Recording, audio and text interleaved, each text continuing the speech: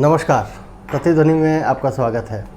आज हम जो विषय लेकर के आए हैं वो इसको सरल शब्दों में कहूँ तो कांग्रेस के जो पाप है ना, उनका एक और नमूना है। 25 जून 1975 को आपातकाल भारत में लागू कर दिया गया।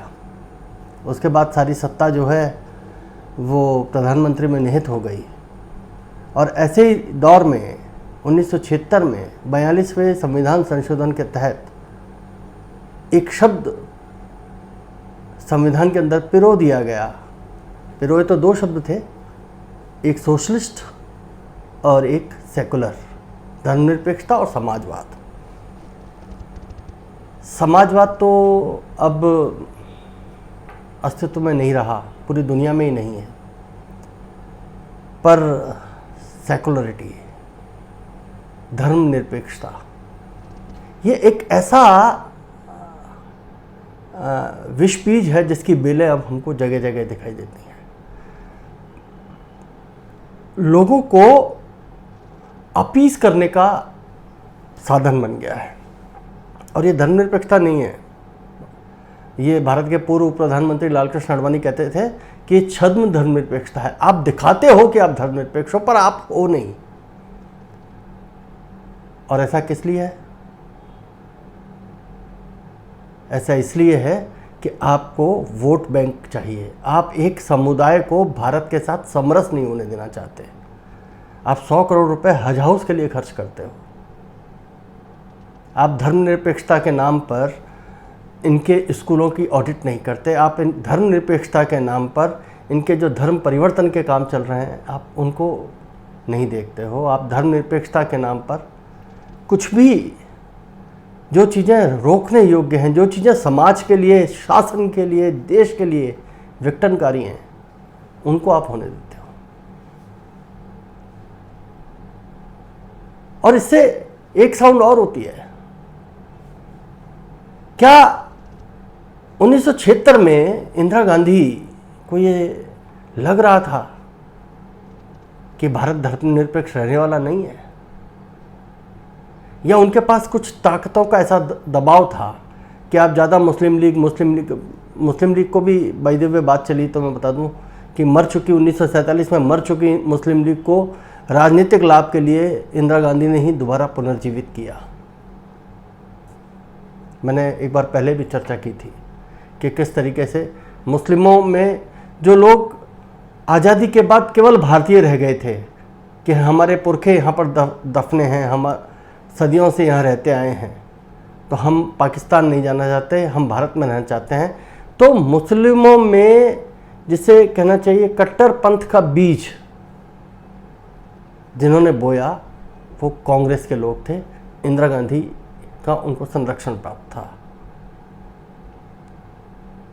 वैसे तो जो लोग दिवंगत हो गए उनके बारे में बात नहीं की जाती और की जानी भी नहीं चाहिए, पर उनके जो द्वारा जो बोए गए बीज हैं, विष बीज, इनका कैसे निराकरण होगा? आज 50 साल बाद वो जो कथित धर्मनिरपेक्षता है वो देश में एक अराजकता का माहौल पैदा कर रही है। पाकिस्तान में बैठा आदमी कहता है कि हम यहाँ पर 13 करोड़ हैं तो 30 करोड़ भारत में भी हैं। उनको संबल मिल रहा है। मुसलमान आज भी आज़ादी का हम 75वां वर्ष मना रहे हैं, अपने आप को भारत के साथ समरस नहीं कर पा रहे हैं। तो क्या सोचने की बात नहीं है? और इस पर कौन सोचेगा? और जब प्रधानमंत्री नरेंद्र मोदी पिछले सभी पापों को धो रहे हैं टाइट से, तो कांग्रेस का ये पाप जो सेकुलरिटी इन्होंने संविधान में डाला है उसको भी धोना चाहिए, उसको विलोपित करना चाहिए। जब उन्होंने ये वादा किया है कि मैं पुराने कानून हटाऊंगा, पुरानी गलत जो चीज़ें हो चुकी हैं उनको बदलूंगा, तो जब हम धारा 370 को हटा सकते हैं तो हम क्या एक शब्द सेकुलर उसको नहीं हटा सकते?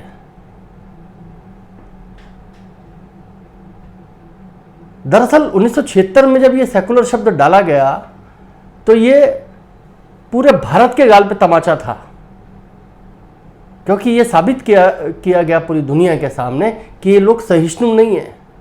हमारा जो शासन है, यानी कि इंदिरा गांधी का जो शासन था, वो धर्म के आधार पर भेदभाव करता था। पर ऐसा तो हमने तो नहीं देखा इतने सालों में। पर आज का जो शासन है वो धर्म के आधार पर भेदभाव करता है।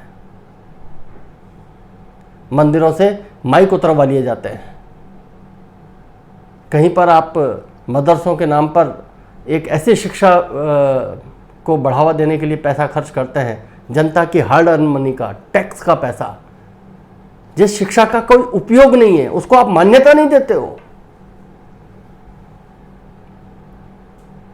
आप मंदिरों पर कब्जा कर रहे हो। सरकार मंदिरों पर नियंत्रण ले रही है, उसमें आने वाले चढ़ावे को अपने जो अन्य समाज के लोग हैं उनके ऊपर खर्च करने के नाम पर इकट्ठा कर रही है।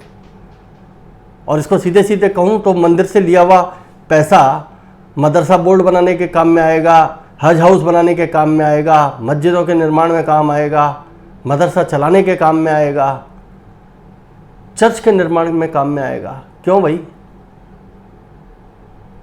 यदि हिंदू समाज यहाँ पर बहुसंख्यक है तो उनका पैसा उनके समाज की चीज़ों में क्यों नहीं होना चाहिए? और ये सब किस लिए? केवल एक सेकुलर शब्द की वजह से। नरेंद्र मोदी तो खुद इसके बहुत बड़े शिकार हैं। जब वो प्रधानमंत्री का 2014 का जब बने, उससे पहले का जो चुनाव था, उसमें सारे मीडिया जो वामपंथी मीडिया हैं उन्होंने नरेंद्र मोदी को नॉन सेकुलर होने का ब्रांडिंग करने की कोशिश की, क्योंकि उन्होंने एक टोपी पहनने से मना कर दिया था। उनको प्रेस कॉन्फ्रेंस में लोग पूछते थे, साहब आप अपने मुसलमानों को टिकट नहीं देते हो? तो नरेंद्र मोदी तो स्मार्ट आदमी है, उन्होंने कहा कि मेरी जो पॉलिटिकल इक्वेशन है उसमें उनकी जगह नहीं बनती है। जिस दिन उनकी जगह बनेगी उस दिन उनको टिकट मिलेगा, और अब मिल भी रहे हैं कई जगह पर मूल मुद्दा यह है कि क्या हम इस सेकुलरिटी के बहाने भारत के अंदर पाकिस्तान जैसे कई छोटे छोटे अलगाववादी तत्व और एक अलग राष्ट्रीयता को पैदा कर रहे हैं? और यदि हाँ, आप अपने मन से पूछिए, अपने आप से पूछिए, जो लोग आपको राजनीति करते हुए दिखाई देते हैं आप उनसे पूछिए। यदि हाँ, तो ये समय है जब भारत सरकार से मांग की जाए कि सेकुलर शब्द को हटाइए, क्योंकि स्वभावतः हिंदू समाज, भारतीय समाज, सनातन धर्मी समाज सहिष्णु है। वो दूसरों का आदर करना जानता है। और इस बात का प्रतीक हमारे यहाँ जितने पारसी रहते हैं वो इस बात का प्रतीक है। हमारे यहाँ पोलैंड के शरणार्थी आए वो इस बात का प्रतीक है। हमारे यहाँ ईरानी लोग काफ़ी सारे आए वो इस बात का प्रतीक हैं। इवन इस बात का प्रतीक जीता जागता इस्लाम और क्रिश्चियनिटी भी है। पर यदि हम उनको अपने उदार व्यवहार के कारण, अपनी उदार मानसिकता के कारण, हमारी उदार परंपरा के कारण यदि वो हम पर ही संकट होने लगे, तो जो शूल चुभा हुआ है उसको हटाने का समय आ गया है। तो क्यों ना आज से शुरुआत की जाए। समय समय पर पॉलिटिकली ये आवाज़ उठती रहती है, मांग उठती रहती है। लोग कहते हैं कि सेकुलर शब्द के जो पुनर्विवेचना है और इसका पुनरीक्षण जो है, इसको एग्जामिन करने का समय आ गया है। पर इस सेकुलर शब्द ने 50 सालों में इस देश में जख्म ही दिए हैं। लोगों को एक रस होने में, समरस होने में ये जो सेकुलर शब्द है ये बाधा बना हुआ है। वरना किसी को कहीं कोई मस्जिद ढही जाए तो खुशी नहीं होती, किसी को कोई मंदिर तोड़ा जाए तो खुशी नहीं होती, किसी को कोई चलता विद्यालय बंद किया जाए तो खुशी नहीं होती। पर आज देश में वो माहौल है कि यहाँ पर कहीं कोई मजार हटाई जाती है तो लोग खुश होते हैं, कहीं चलता हुआ मदरसा बंद किया जाता है तो लोग खुश होते हैं, कहीं हज हाउस के नाम पर पैसा दिया जाता है तो लोग नाराज़ होते हैं। क्यों? क्योंकि लोगों में चेतना आ रही है, हमारी सहनशीलता का गलत अर्थ लिया गया है। और अब नहीं तो फिर कब? और भारतीय जनता पार्टी नहीं करेगी तो फिर कौन करेगा? ये एक बड़ा वैचारिक प्रश्न है जिसको सबको सोचना चाहिए। और ये जो सेकुलरिटी के नाम पर ढोंग चल रहा है, एक उदाहरण और देता हूँ आपको। अजमेर में ख्वाजा गरीब नवाज की मज़ार है। हिंदू समाज, सनातन धर्मी समाज सेकुलर है, इस बात का इससे ज़्यादा प्रमाण क्या होगा कि देश की ज़्यादातर मज़ारों में, दरगाहों में हिंदू समाज जाता है, उतना मुस्लिम समाज नहीं जाता होगा।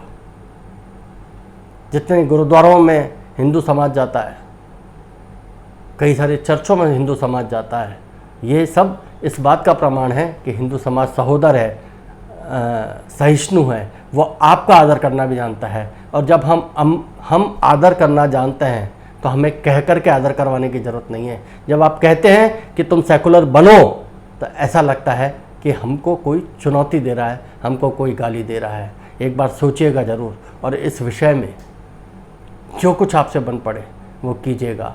भारत सरकार तक अपनी आवाज़ पहुंचाइए, प्रधानमंत्री मोदी तक अपनी आवाज़ पहुंचाइए कि सेकुलर शब्द को विलोपित करने का यही सही समय है।